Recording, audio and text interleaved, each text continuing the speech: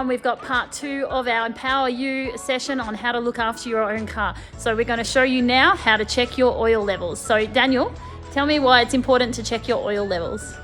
Just to make sure that you have got oil, that you haven't run out of oil. If you run out of oil, you're going to damage the engine. Okay, so it's a very important part. First of all, make sure that the car was hot and it's on level ground.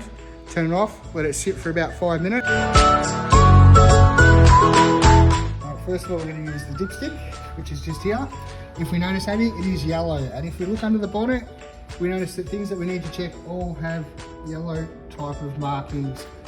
But we'll talk about that later. So you know this is a dipstick. So how about you pull it out, Abby, and wipe the dipstick clean to begin with. Now, we do this with the engine hot, turned off, and has been sitting for about 5 minutes, which the engine has. So Abby's going to wipe the stick clean to begin with, and then put it back in. And push it all the way down. And you've got to make sure it goes all the way down to get accurate level. Now pull it out, Abby. And this time, you just stop at the end so you don't wipe it off.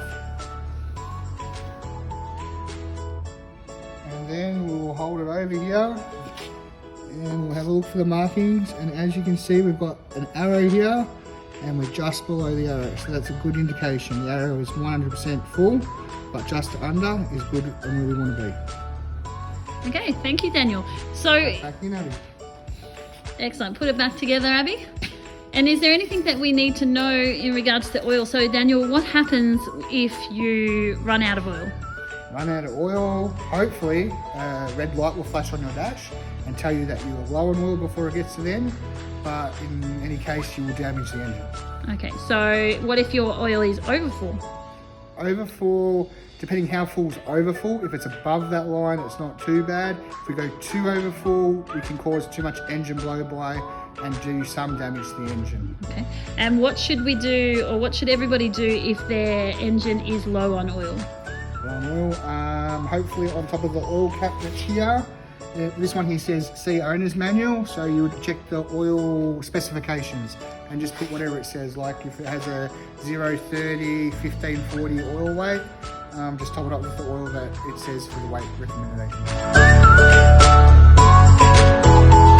All right, Daniel and Abby, thank you for showing us how to check the oil levels in our car and why it's important to do so. If you have any questions, guys, just give us a call at the workshop and we can help you out with any questions that you have or any problems. So give us a call.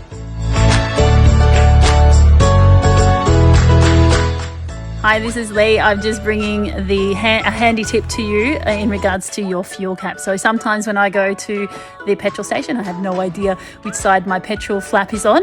And rather than crane my neck out the window and have a look for it, I have a look on my dash and it shows me exactly which side it's on. So I'm going to show you that now.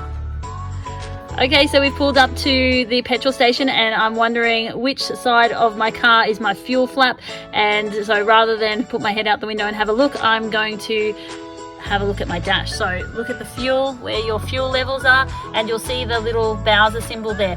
The Bowser symbol has a left-hand arrow, so my flap or my fuel flap is on the left-hand side of my car. So then I'm going to park next to the Bowser that obviously is in line with my petrol flap. And that's how you do it. So I hope everyone gets a lot of value out of that. Not everybody knows that. So now you do. Have a great day.